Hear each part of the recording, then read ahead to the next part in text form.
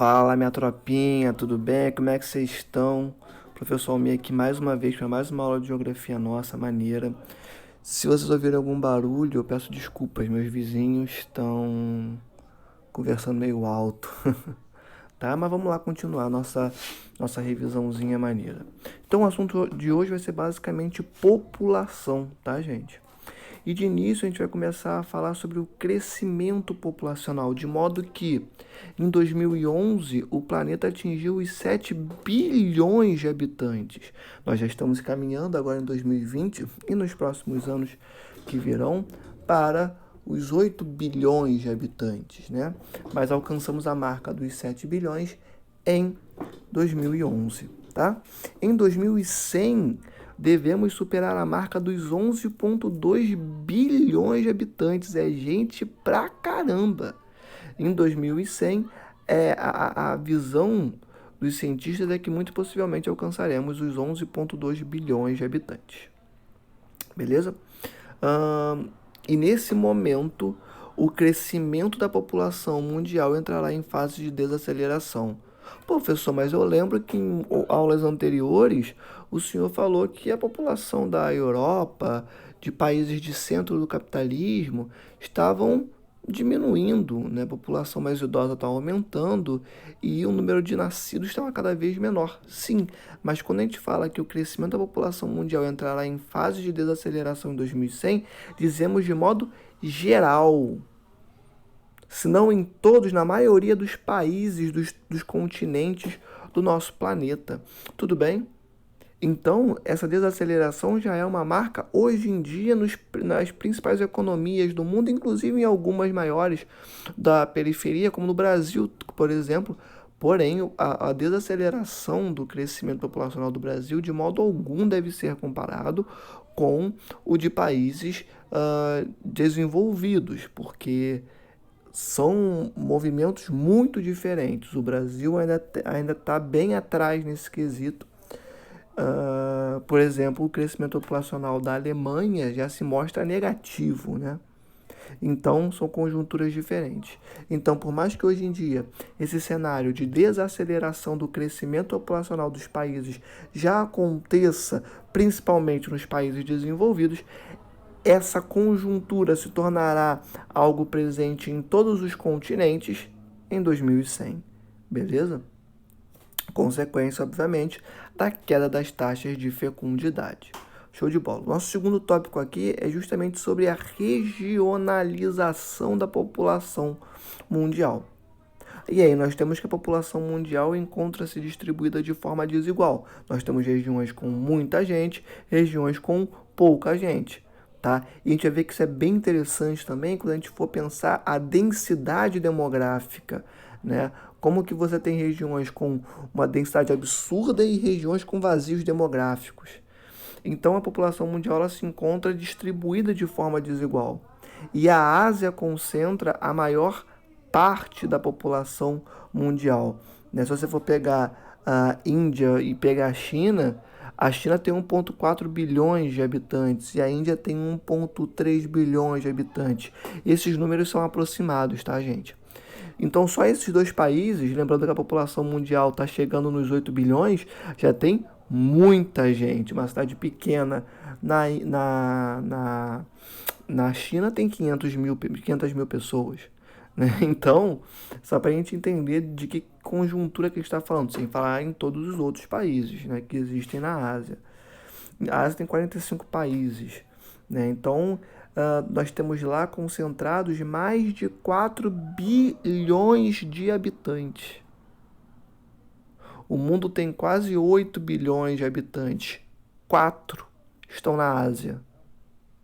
É impressionante isso, né? China e Índia são os países mais populosos do mundo, logo também são os mais populosos da Ásia, obviamente, né? E a Oceania, por outro lado, concentra a menor parcela da população mundial, com mais ou menos 38 milhões de habitantes. Então, enquanto que A Ásia é o continente com mais pessoas, concentrando mais ou menos 4 bilhões de habitantes. A Oceania é o que concentra o menor quantitativo de pessoas, com mais ou menos 38 milhões de pessoas, né?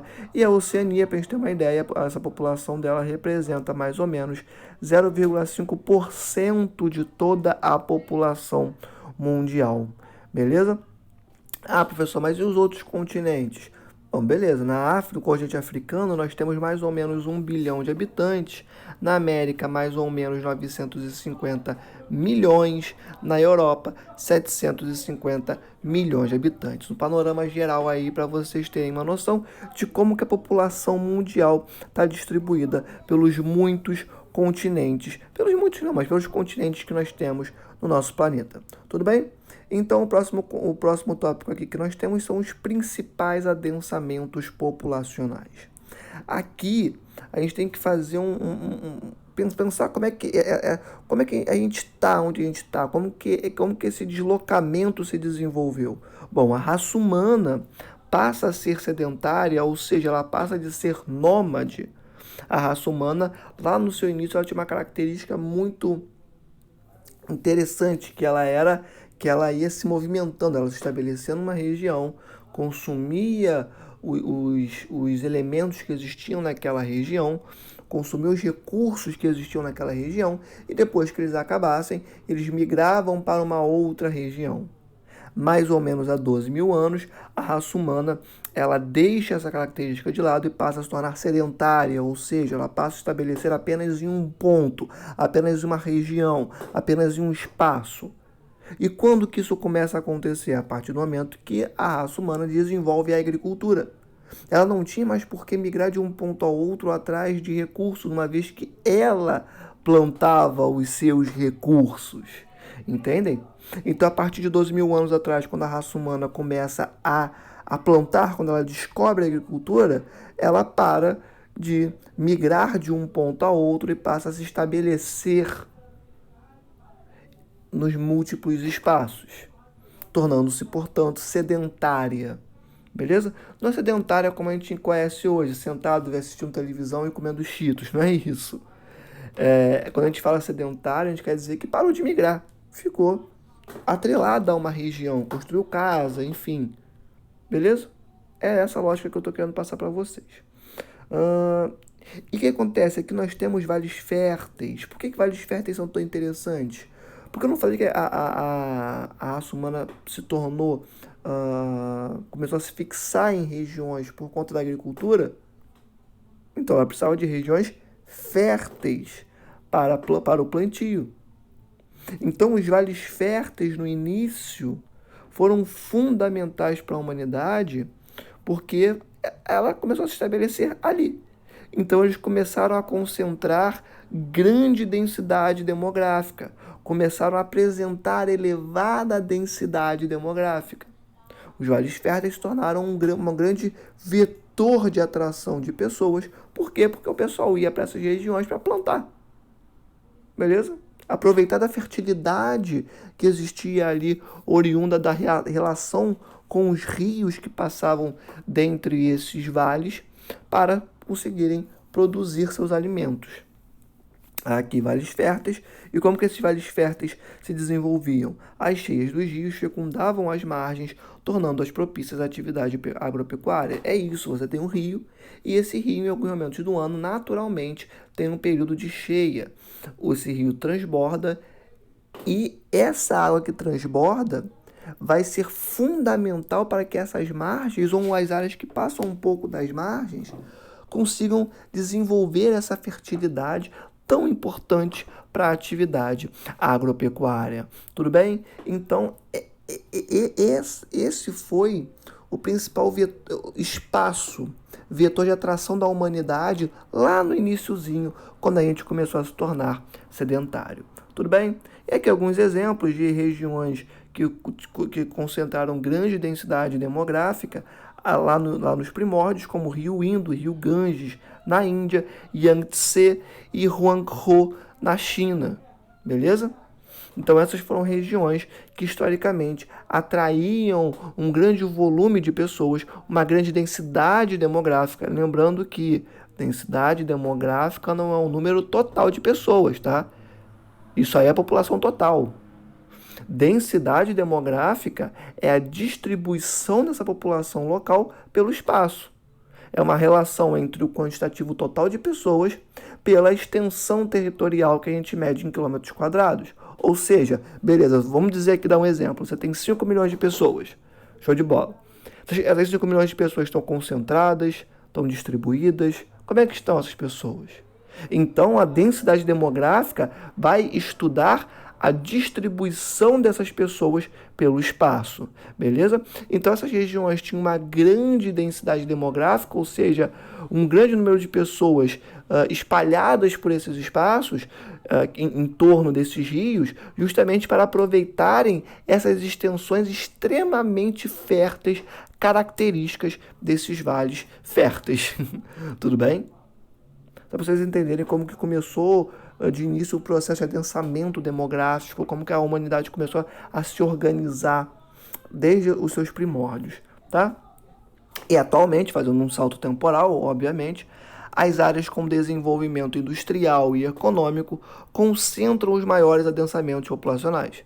Enquanto lá atrás as áreas que concentravam os maiores adensamentos populacionais eram as regiões férteis, eram os vales férteis, hoje em dia, as regiões mais desenvolvidas econômica e industrialmente são essas regiões que concentram os maiores adensamentos.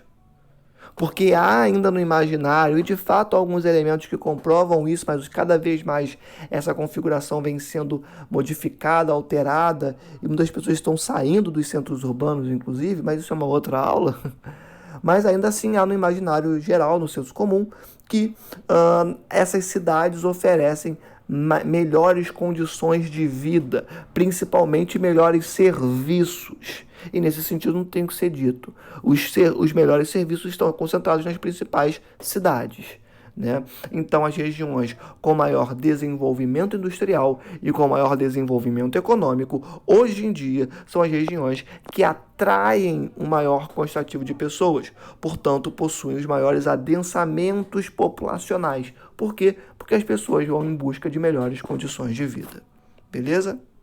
Então aqui é uma tabelinha do livro de vocês que está mostrando os países mais populosos em milhões em 2011, o tanto de pessoas que eles tinham, e em 2100, como que isso será?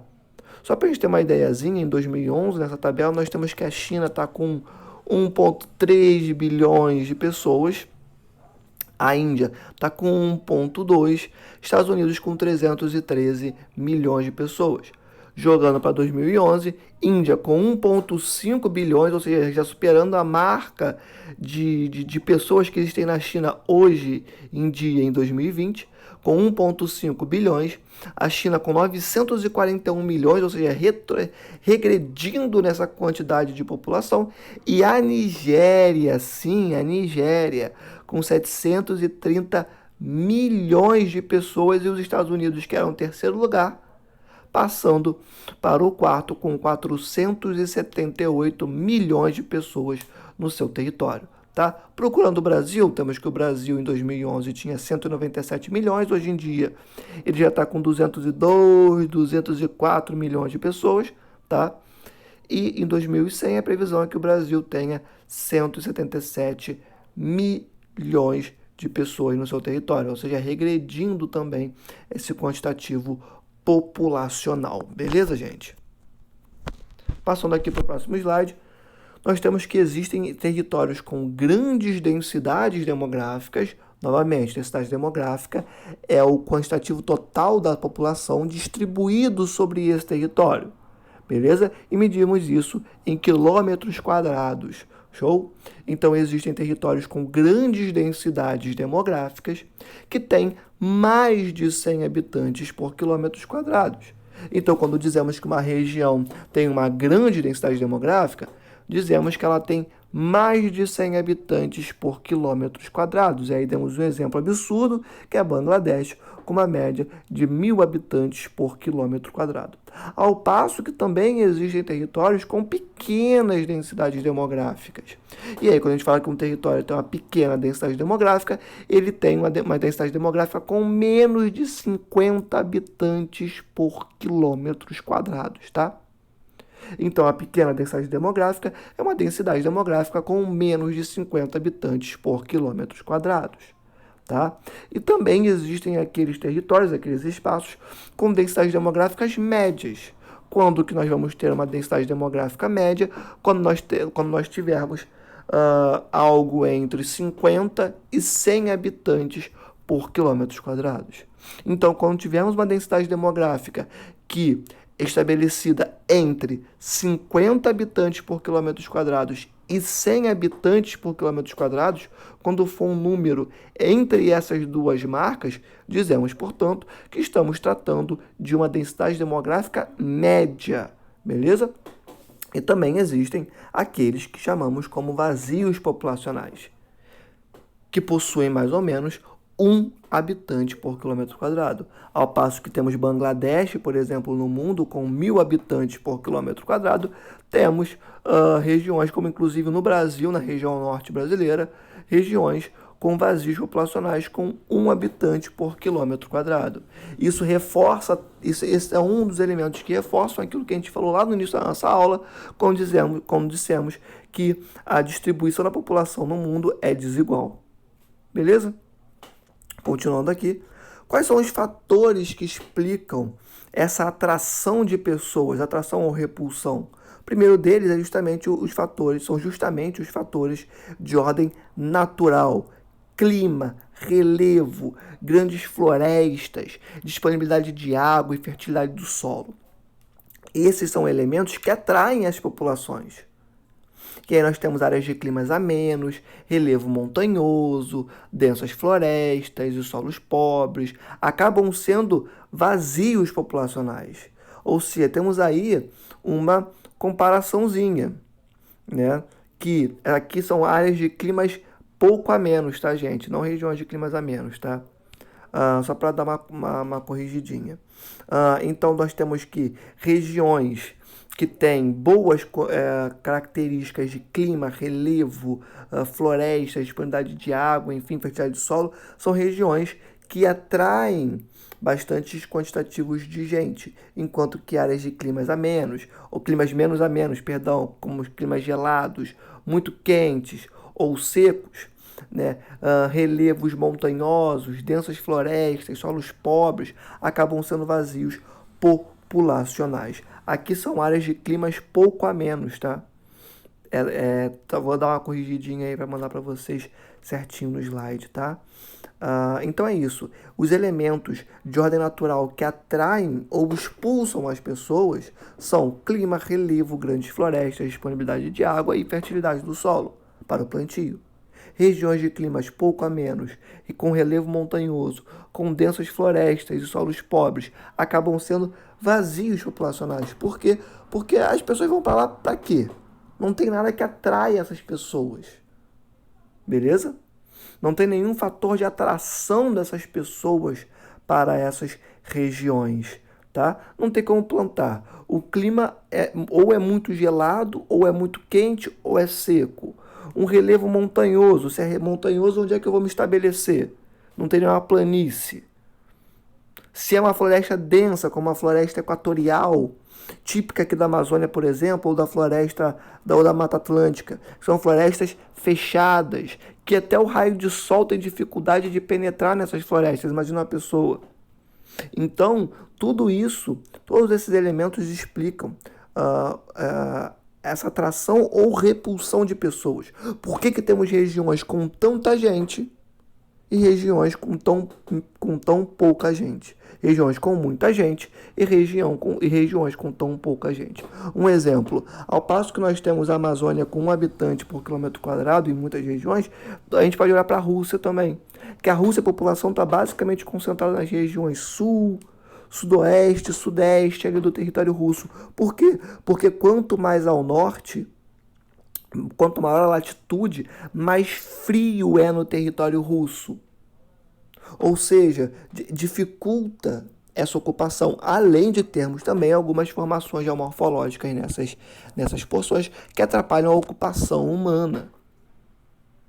Beleza? Então temos exemplos aqui postos de como que esses fatores naturais, esses fatores de ordem natural, influenciam na ocupação das áreas pela raça humana. Beleza?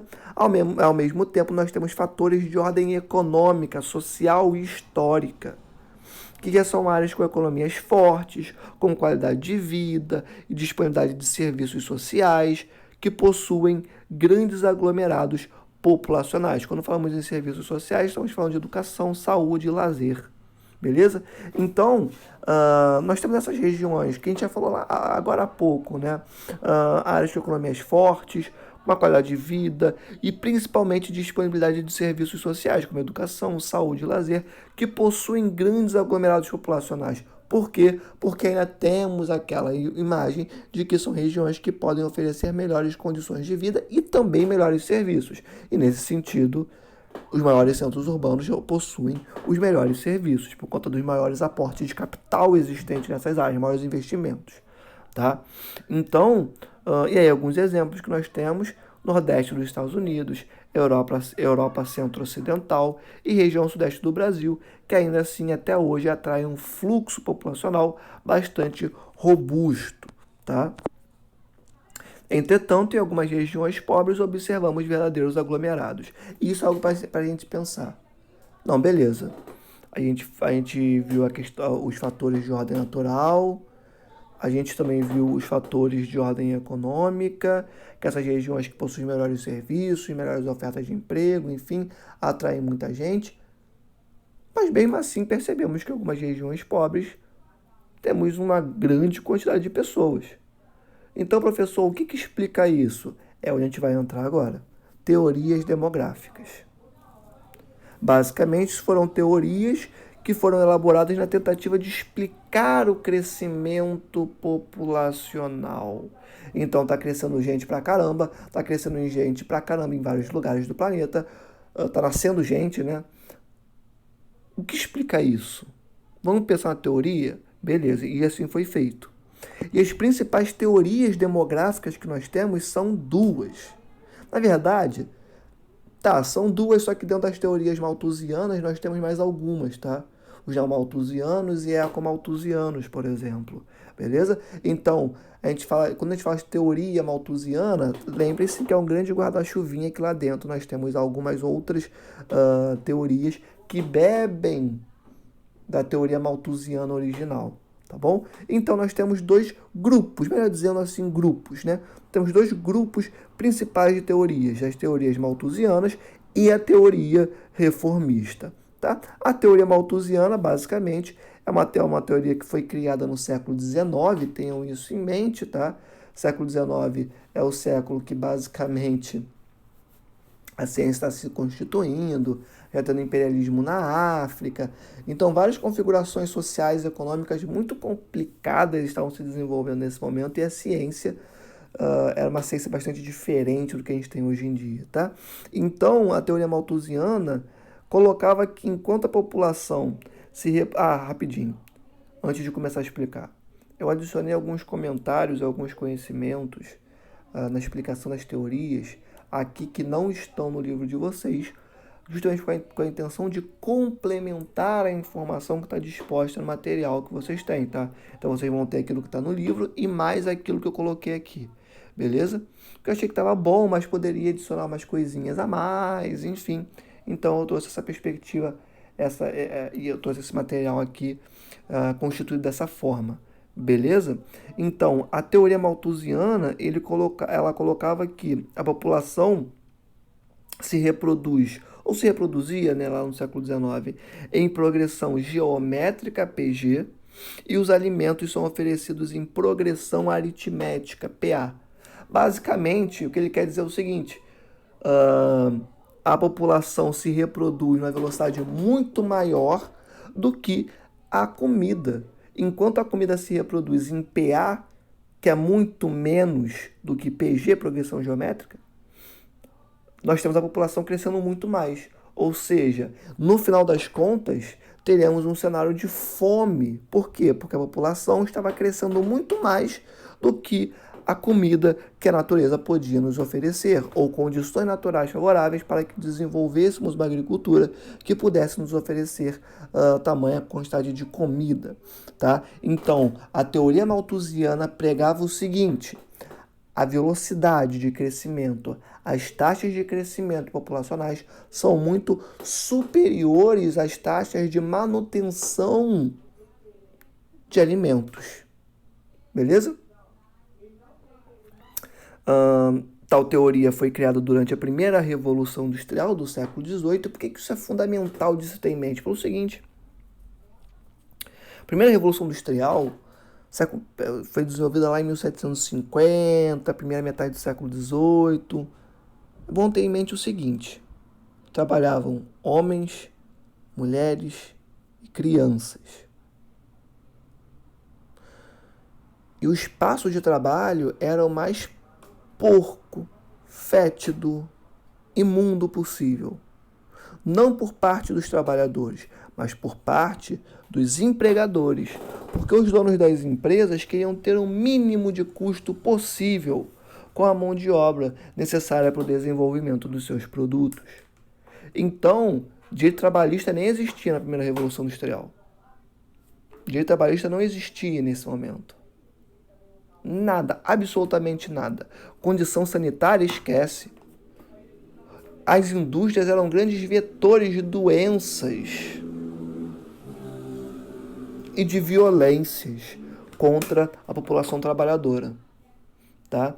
Então, o que nós tínhamos na Europa do século XVIII, na Inglaterra, que era o país de Malthus, nesse momento, era um cenário de miséria extrema, porque pelo seguinte: a pessoa trabalhar na primeira Revolução Industrial não significava que ela teria uma qualidade de vida muito bacana. Muito pelo contrário. Ela tinha um mínimo para poder comer, sobreviver e no dia seguinte voltar para o trabalho. Lembra o que eu falei?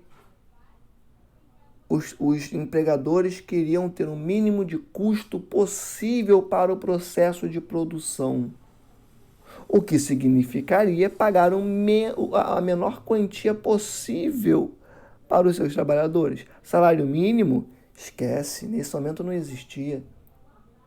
Foram os trabalhadores organizados e se politizando, indo atrás, fazendo greves, reivindicando seus direitos, que conseguiram pôr em prática todos os direitos que nós temos hoje em dia, quando pensamos no mercado de trabalho. Tá? Isso é um assunto bem interessante quando a gente fala de Revolução Industrial. Enfim.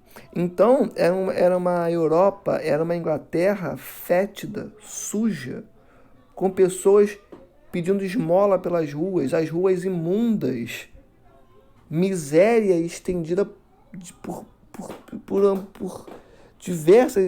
amplas extensões do território inglês. Era um cenário horroroso de se visualizar. Uma desigualdade econômica absurda, porque enquanto tinha alguns com muito dinheiro, como os donos de empresas, de indústrias, tinham os trabalhadores que basicamente só tinham dinheiro para comprar o pão e mais nada. E tinham suas famílias ainda, tinham seus impostos a serem pagos. Então é um cenário muito triste de se presenciar nesse momento, tá? E Malthus associa tudo isso, né, todos esses pontos negativos, ao alto quantitativo de pessoas. Bom lembrar o seguinte: as cidades, nesse momento, as cidades inglesas estavam superlotadas. Por quê? Porque as pessoas estavam migrando do campo para a cidade, buscando uma qualidade de vida melhor nas indústrias, ganhar um dinheirinho melhor nas indústrias, e também porque o governo inglês, para proporcionar o desenvolvimento da indústria, da industrialização, começou a cercar os campos, ou seja, pegar as terras das pessoas, impedindo que elas produzissem no campo e as forçando a migrarem para a cidade para terem uma fonte de renda. E assim foi desenvolvida a primeira Revolução Industrial. Então as cidades inglesas estavam absolutamente coalhadas, cheias de gente. Não tinha emprego para todo mundo. E quem tinha emprego não significava que teria uma qualidade de vida boa, só significava que ele teria dinheiro para comprar comida, mas não significava que ele conseguiria comprar para todo mundo, ou comprar em grandes quantidades, ou, enfim, dar todas as necessidades que sua família, suprir todas as necessidades que suas famílias reivindicavam, né, que toda família tem. Então era um cenário muito ruim de se viver. E Mao Tse olhava tudo isso e falava: a culpa de tudo isso é porque as pessoas têm muitos filhos. Tá aí, as pessoas passam fome porque a quantidade de pessoas que temos nas cidades é muito maior do que a quantidade de alimentos que a gente consegue produzir. Tá aí a resposta. Basicamente, essa era a teoria de Malthus, esse era o vislumbre de Malthus, né? Obviamente, diversos problemas urbanos eram desenvolvidos, como a gente já falou aqui. E tem um ponto também muito interessante. Malthus tem uma origem religiosa, na Igreja Católica. Então ele não defendia métodos contraceptivos, por mais que fossem muito precários naquele momento, né? Mas ele não defendia, porque a igreja é contra. Então Malthus pregava o celibato como forma de controle da natalidade. Falava assim, cara, qual é a melhor forma de controlar a população? É o celibato. As pessoas não se relacionam, se não se relacionam, não tem filhos. Tá aí uma resposta, tá? E, além disso, Malthus também colocava que a população crescia muito e muito rápida se não houvesse nenhum tipo de obstáculo para o crescimento populacional. E de que tipo de obstáculo nós estamos falando? Doenças, epidemias, guerras, catástrofes naturais e fome. Então, Malthus pontuava que guerras, epidemias, doenças, catástrofes naturais, fome, eram importantes para o controle da população mundial. Ou seja, se a população mundial não dopasse, né, não se defrontasse com obstáculos, como esses que eu já narrei para vocês, ela iria crescer infinitamente. Ou seja, esses obstáculos eram importantes para o controle da população. E aqui a gente tem dois gráficozinhos que são muito interessantes, peguei do livro de vocês também, que mostra como que a teoria malthusiana errou absurdamente. Que aqui, ó, o azul é a população e o vermelho é a produção de alimentos. O primeiro quadro é na teoria malthusiana, para vocês vislumbrarem aquilo que eu estava falando para vocês. O crescimento em PG, um crescimento maior da população, e um crescimento em PA, um crescimento menor da produção de alimentos. Só que, na realidade, o que a gente tem? Que a produção de alimentos é muito maior do que o próprio crescimento da população, mas muito, muito maior mesmo. Esses dois quadrinhos partem de 1850, ou seja, século XIX. Tá? Aqui nós temos 1900, 1950, 2000, 2050 extrapolando. O que acontece? A produção ela vem crescendo, crescendo, crescendo. Só que quando ela e já estava maior do que o próprio crescimento das pessoas. Isso já até considerando 2000, ano 2000, enfim. O crescimento da produção de alimentos já estava bem maior do que do crescimento populacional. Beleza. Só que a partir de 1950, 60, 70, a gente tem o que no mundo? Revolução Verde. A aplicação de tecnologias industriais na agricultura, o que fez com que as taxas de produtividade crescessem absurdamente. Percebam o grande pulo que se desenvolve principalmente a partir de 1950 na produção de alimentos. Hoje em dia, nós já produzimos alimentos suficientes para acabar com a fome no mundo algumas vezes. Não uma, nem duas, nem três, algumas vezes. Mas essa fome não acaba, né? Enfim. Então, esses dois quadrinhos já mostram muito bem que a teoria de Malthus já estava errada pouco depois do século XIX. Inclusive, naquele momento já não fazia sentido. Tudo bem? O que acontece? Depois aparecem os neomalthusianos. Quem são esses caras? Neomalthusianos. Toda teoria que tem um neo na frente, ela está dizendo que ela é uma versão nova daquela teoria antiga. Então, se eu estou em 2020, eu pego uma teoria do século XIX, estudo, e tento aplicar no século XXI e adiciono novos paradigmas a ela, eu posso dizer que eu sou um seguidor dessa teoria, porém eu sou um neo-seguidor, digamos assim, porque eu dei uma renovada nessa teoria. Ela está renovada, neo é de novo, é como se estivéssemos dizendo novos malthusianos, beleza? Então, enquanto os malthusianos são do século XIX, os neomalthusianos são do século XX, século XXI. Percebam que são contemporâneos a todos nós. E o que eles dizem? Bom, basicamente eles diziam que existia, que o controle da natalidade era uma forma de controlar a pobreza. Até aí, absolutamente iguais a Malthus. Qual é a diferença? Vamos continuar vendo. Que era necessário que existisse uma diminuição dos investimentos em setores sociais, de modo que o foco fosse em setores produtivos da economia. Não sei se vocês entenderam isso, mas o que basicamente os neomalthusianos, e aqui é o ponto fundamental mais importante para a gente entender isso, não sei se o mais importante, mas um dos mais importantes, sem dúvidas, é que os neomalthusianos falavam o seguinte: cara,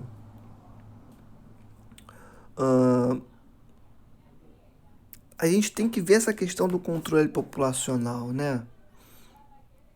Então, o que a gente tem que fazer? A gente tem que diminuir os investimentos em setores sociais, o que quer dizer educação, saúde, infraestrutura e outros setores básicos da nossa vida. Por quê? Porque se a gente diminuir os investimentos em creches, por exemplo, porque é uma ideia de que isso iria incentivar as pessoas a terem mais filhos, o que não faz o menor sentido, mas enfim, diminuindo esses investimentos nos setores sociais, a gente pode focar no que realmente importa, que é o quê? A economia. Então vamos diminuir os investimentos nos setores sociais, lembrando que os setores sociais são educação, saúde, enfim, creche, enfim, tudo que a gente precisa para poder viver. Vamos diminuir os investimentos nesses setores, vamos focar na economia. Olha como isso é tão presente hoje em dia, em 2020. Vamos focar na economia e dane-se o lado social, né? Parece que está falando de hoje em dia, não de uma teoria que começou no início do século XX, mas tudo bem. Então, temos essa prerrogativa dessa teoria dos neomalthusianos. E por que eles falam tanto de economia? Bom, porque eles diziam que a partir do momento que você investisse mais em economia, você teria uma geração maior de riquezas, o que significaria o aumento da renda per capita. Renda per capita é o dinheiro que todo mundo tem no seu bolso. É uma palavra bonita para dizer que, com o aumento da produtividade, aumentariam-se as riquezas, aumentaria-se a produção.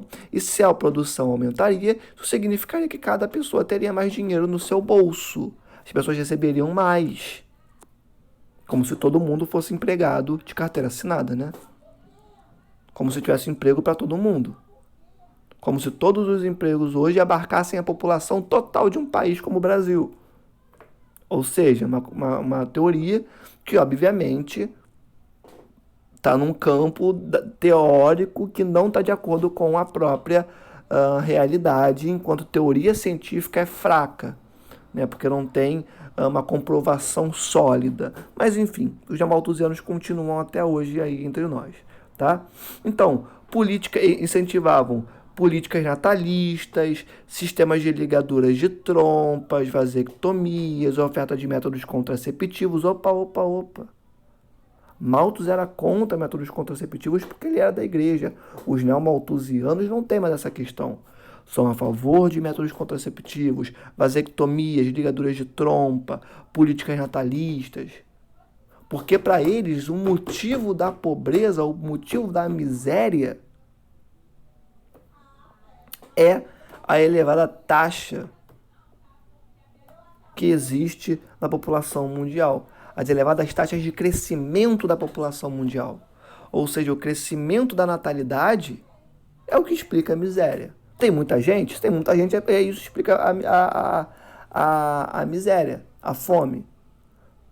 Tá? Essa é a perspectiva da perspectiva de Malthus e dos neomalthusianos. Só que os neomalthusianos propõem métodos contraceptivos para poder solucionar essa situação.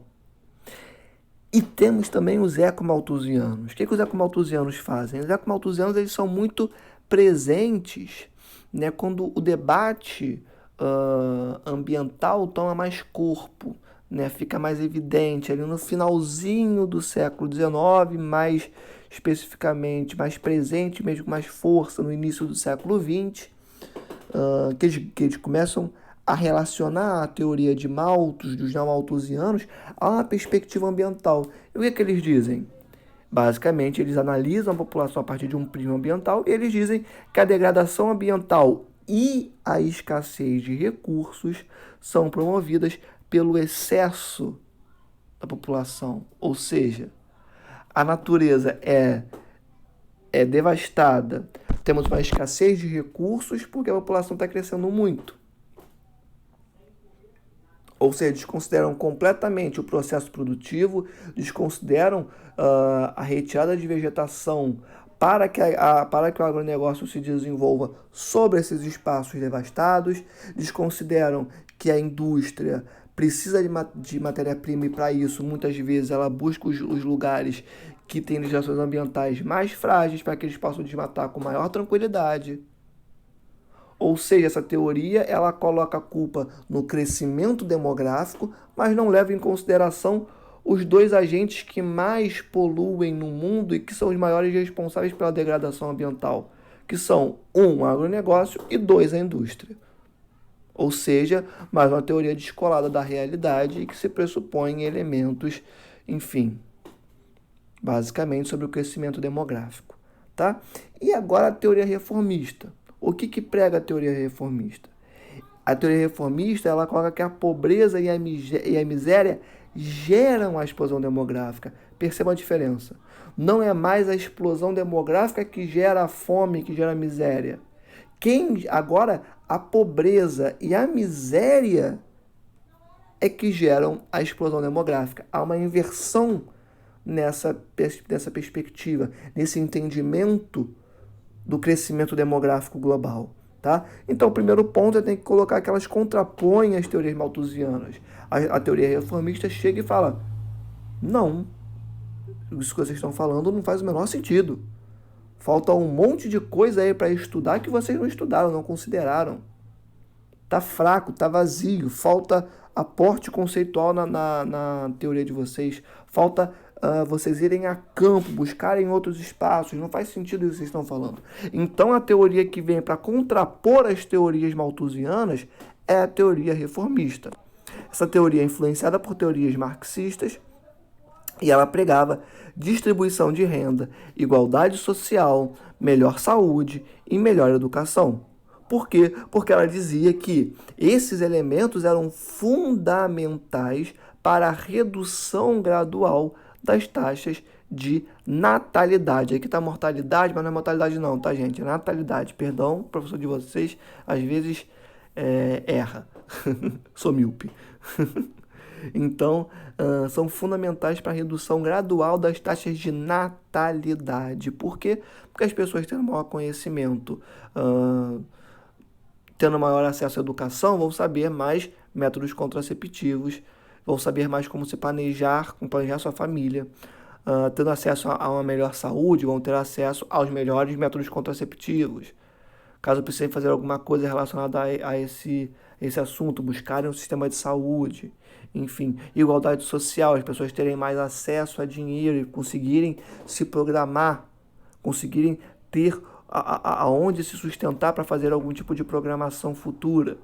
Distribuição de renda para todo mundo ter acesso a dinheiro. Já é comprovado hoje em dia, por exemplo, que as pessoas passam fome não porque elas não têm acesso à comida, mas porque elas não têm como ter acesso à comida, porque elas não têm o dinheiro necessário para isso. Tudo bem? Então, a teoria reformista pregava que distribuição de renda, igualdade social, melhor saúde e educação são fundamentais para a redução gradual das taxas de natalidade, tá? Focando, obviamente, nas populações mais pobres, tidas como as que têm mais filhos. Ambas teorias têm essa perspectiva preconceituosa que coloca que as populações mais pobres são as responsáveis pelo maior quantitativo de filhos existentes em uma sociedade. Tudo bem? Então é isso, gente. Hoje foi mais rapidinho. Estou tentando fazer aulas mais rápidas, mais dinâmicas, com menos de 1 hora. Já estamos chegando a 45 minutos. Mas espero ter sido instrutiva, bacana para vocês. Próxima aula vamos continuar com a nossa revisãozinha, tranquilinha, passo a passo, para nossa PS. Bem tranquilo, tá? Espero que estejam gostando. Espero que esteja sendo bastante instrutivo.